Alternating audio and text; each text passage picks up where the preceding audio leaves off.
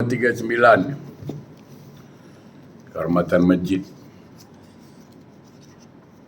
Sebuah hadis yang panjang, perawinya intinya dari Abu Hurairah radhiyallahu anhu. Nabi SAW bersabda, "Iza dakhala ahadukumul masjid fala yajlis hatta yusalli rak'ataini." Ini. Apabila salah seorang di antara kalian masuk masjid, maka jangan duduk sebelum mengerjakan solat sunnah. Itu tahiyatul masjid. Ingat ya. Perintahnya jelas tu. Bila kita masuk masjid, fala yajlis. Fala tajlis, maaf. Fala yajlis, maaf. Jangan duduk sebelum solat 2 rakaat. Jadi kalau dah duduk, maka tidak berlaku.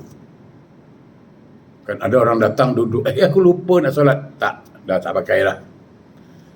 Dia perintah itu berlaku sebelum dia duduk. Okey. Sekarang saya masuk masjid. Belum masuk, saya langsung solat duha. Contoh, setelah saya solat duha, apakah saya perlu solat satu masjid? Tak perlu lagi. Kenapa? Karena saya sudah duduk. Dia sudah meliputi itu.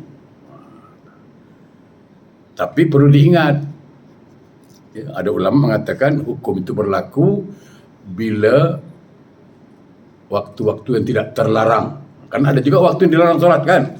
Selepas asar, contoh.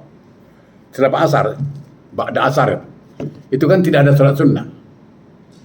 Maka ulama mengajarkan cukup dengan baca, masuk masjid baca subhanallah walhamdulillah wa la ilaha illallah wallahu akbar. Itu di antaranya lah. Ya. Kalau orang perempuan dia masuk masjid kan, dia duduk pakai stokin, Tak ada masalah. boleh, lepas tu boleh tanya masjid.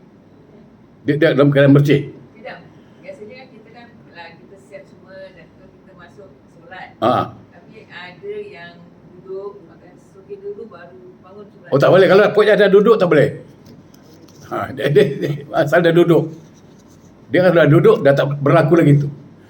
Okey, ini bagus ni. Jadi ada dia masuk solat sunat 2 rakaat tahiyatul masjid. Tiba-tiba ada kawan panggil kat luar.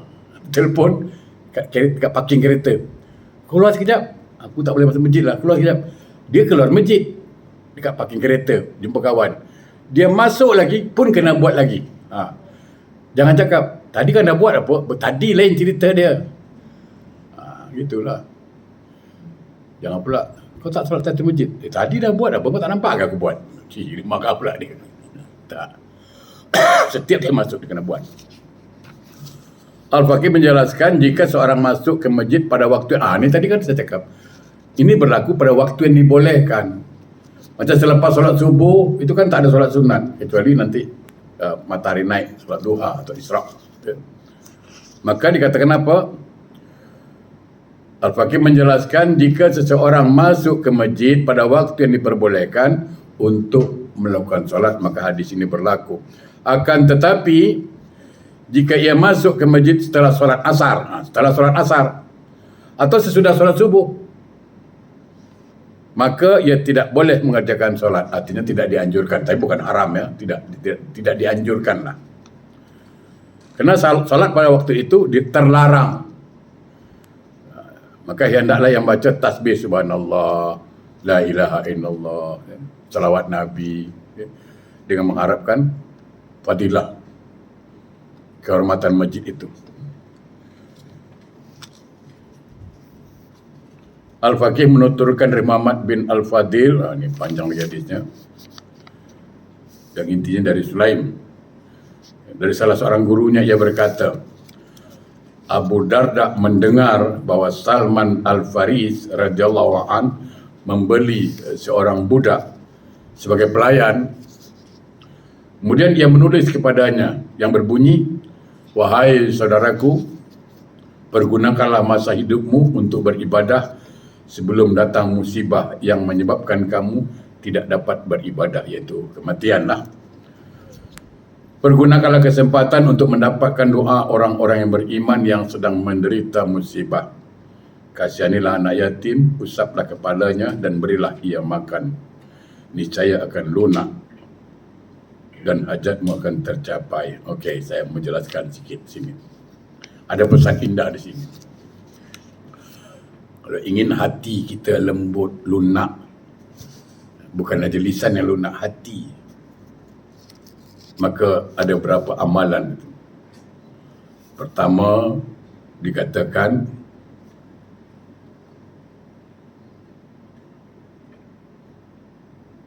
kasihanilah anak-anak yatim. Bantu mereka, santuni mereka dan usap kepalanya. Sebab Nabi mengatakan apa? Barang siapa mengusap-usap kepala anak yatim, setiap helai rambut yang diusap itu, Allah ampunkan satu dosanya, Allah angkat satu darjat, dan Allah beri satu pahala setiap rambut yang diusap. Tapi jangan usap aja, ulur dulu. Ini kadang-kadang baca hadis, siapa-siapa yang gosok mengusap-usap kepala anak yatim, Allah ampunkan dosa dia, Allah angkat satu darjat selai rambut. Dia pergi cari anak yatim, digisal kepala kawan, tapi duit tak kasih, kena bersumur kawan tu. Tidak, kasih duit baru gosok kepala dia, usap kepala dia. Yang kedua, kasih dia makan. Kita pernah dah, insyaAllah setiap Jumaat kita buat dah tu. Di sini dikatakan apa? Nabi bersabda, satu hari Nabi SAW mengatakan kedatangan seorang yang mengeluh kerana keras hatinya. Jadi ada seseorang datang pada Nabi mengeluh, hatinya keras. Kalau Melayu cakap tengking lah. Maka Nabi mengatakan apa? Atuhibbu an yulina qalbuk wa tadraka hajatak. Apakah kamu suka bila hatimu lunak dan hajatmu tercapai? Seolah Nabi tanya, kau suka tak supaya hati kau lembut, lunak dan hajat kau tercapai, dikabulkan? Orang tu jawab, suka. Nah. Maka Nabi kata, qala irhamil yatim wamsah bi ra'sihi wa at'imhu min ta'amika. Okey. Maka kata Nabi, sayangilah anak-anak yatim, usap kepalanya dan berilah ia makan, niscaya hatimu akan lunak dan hajatmu akan tercapai. Jadi jemaah berbahagia, itulah kebesaran. Kalau kita suka menyantui anak yatim terutama, hati kita akan lembut, ihsan akan muncul di situ. Dalam sebuah riwayat yang lain dikatakan apa? Wahai saudaraku, jadikanlah masjid sebagai rumahmu, kerana aku mendengar Rasulullah bersabda, al-masjidu buyutul muttaqin. Masjid-masjid itu adalah rumah orang bertakwa. Masjid-masjid ni rumah orang yang bertakwa, arti tempat tinggalnya. Allah Ta'ala menjamin orang yang menjadikan masjid itu sebagai rumahnya dengan kesenangan, kesejahteraan, dapat melewati sirat atau titian, dan selamat dari api neraka menuju keredaan Tuhan yang Maha Pemberkah lagi Maha Tinggi. Masjid, katakanlah Darussalam, ini disebut dengan istilah rumah Allah. Satu hal yang perlu diingat, kalau seorang menteri atau kata seorang parlimen lah, majlis ahli dewan parlimen, dia ada acara di rumah dia, dia akan undang orang-orang yang dia kenal, orang dekat dia. Orang tak kenal dia tak undang. Apalagi orang bangkang lagi dia tak undang.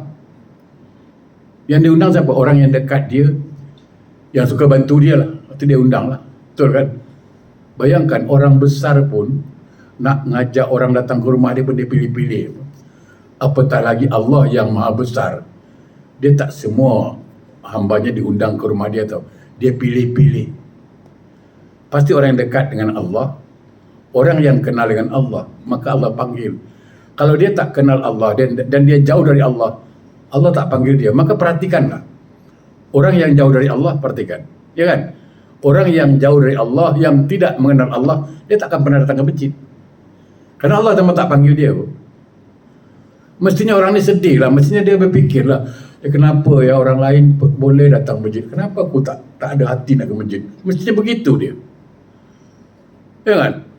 Umpama gini, ini contoh lah. Ini blok, kita taruh lah, kita duduk dekat flat blok 207. Blok 207. Semua orang dapat apa? Government kasih duit lah. Wow. Semua dapat 1,000 seorang.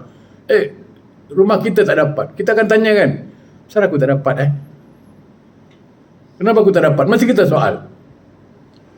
Orang lain dapat, kenapa aku tak dapat? Gitu. Pasti kita persoalkan, kenapa? Apa salah aku? Orang lain boleh dapat, kenapa aku tak dapat? Kan begitu. Sama kan? Kenapa ya orang lain pergi masjid, boleh pergi masjid, datang masjid, happy ke masjid? Kenapa aku tak ada hati nak ke masjid? Mesti begitu kan? Tidak. Sama je. Sebab saya simple lah. Ni cakap sini habis sini lah kata orang Melayu. Mak kita pesan, engkau kalau jumpa anak aku nanti, suruh datang rumah, suruh makan kat rumah. Dah lama tak makan kat rumah. Yalah, pesan. Mak kau sudah datang rumah. Ya. Nanti datang lagi mak dia. Engkau jumpa anak aku, tolong pesan datang rumah. Makanlah. Lagi jumpa. Tadi aku jumpa mak kau pesan aku datang. Ya, nanti. Macam. Satu hari 5 kali mak dia pesan. Tak datang-datang. Bertahun-tahun dah pesan mak dia. Tak datang-datang juga. Sekali datang. Dah keadaan sakit. Dah batuk, dah tak boleh bergerak, baru datang dia. Agak-agak mak dia cakap apa? Wah, dah sakit kau jumpa aku. Waktu sihat aku. Kan? Bersungut kan? Satu hari berapa kali mak pesan datang, tak mau datang. Macam-macam. Ya kan? Sama kan? Saat berapa kali Bilal panggil lewat azan sudah datang rumah Allah. Tak datang dia. Dah mati pun dia dah datang dia. Dahsyat.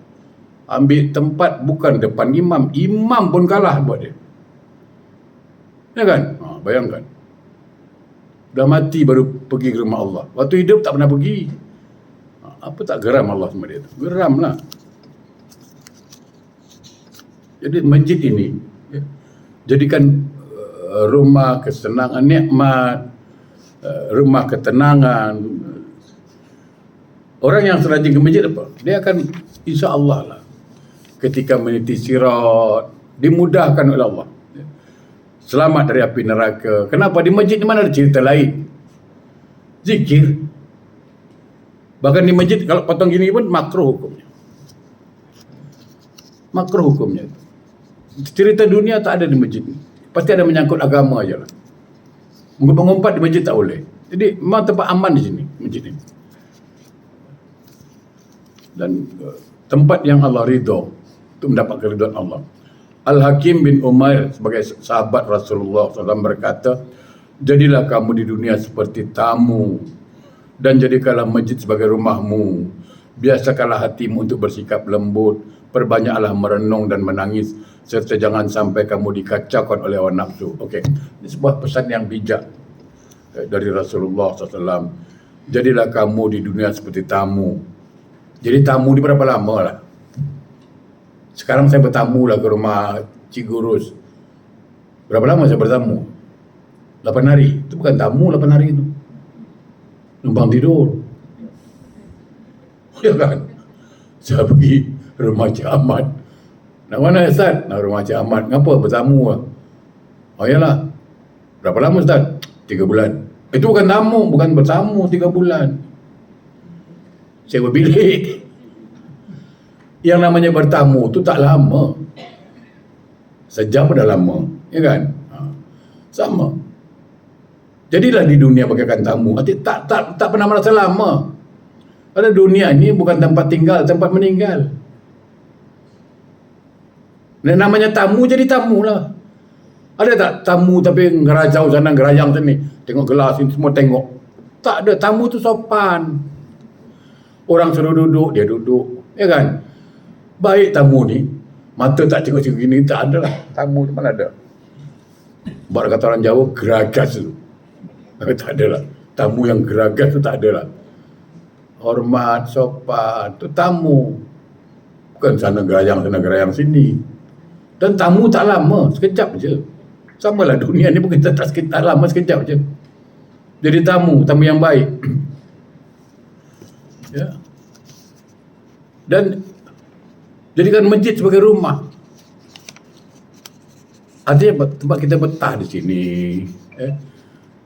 Dan biasakan hati kita lunak, lembut. Saya selalu mengatakan, minta maaf saya. Kalau hati kotor, kalau dah kotor, satu, solat takkan kusuk. Yakinlah saya katakan. Takkan kusuk dia solat.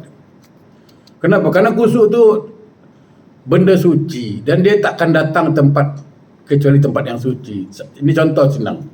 Saya ajaklah cikgu apa sekarang ni. Cikgu, kita pergi diskotik. Jom. Jom. Dia mau tak? Tak mau dia. Ya, Jamat, mana? Kita pergi diskotik nak? Taklah. Kenapa dia tak mau? Karena dia tahu di tempat kotor. Secara hukum syariat. Tempat maksiat. Ya kan?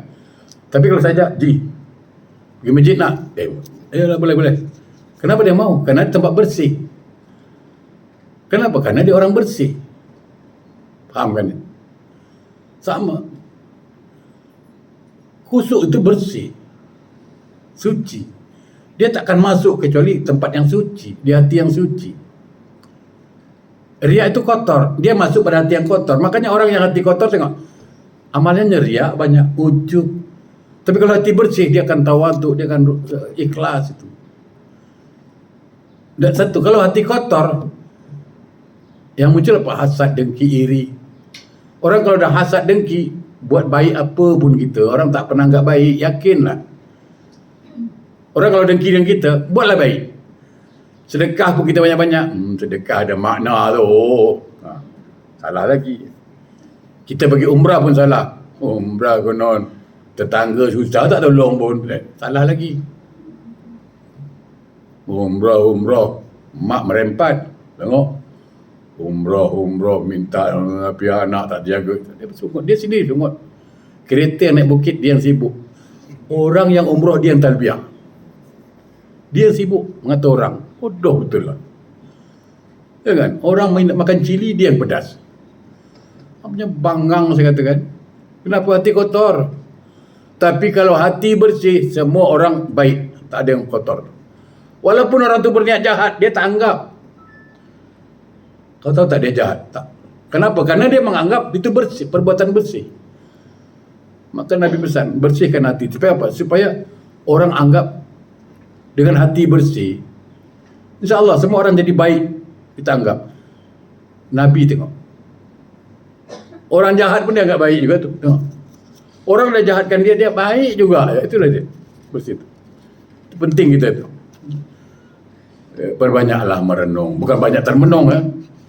Ini salah baca lah. Pergi toilet, pergi menung lah. Tak keluar. Kata Nabi banyak merenung. Itu salah baca tu. Artinya merenung. Mau ke mana lah aku? Aku kalau mati, selepas mati apa jadi? Merenung. Muhasabah lah. Muhasabah diri. Dan menangis akan dosa-dosanya. Allah lebih sayang. Allah lebih suka tangisan seorang pendosa daripada suara seorang ahli ibadah yang sombong. Apa gunanya dia ibadah tapi kalau sombong? Tapi Allah suka pada seorang yang menangis akan dosa-dosanya. Baik, saya kira itu dulu, insyaAllah bermanfaat. Nanti kita jumpa lagi lah 8 hari bulan. Jadi siapa-siapa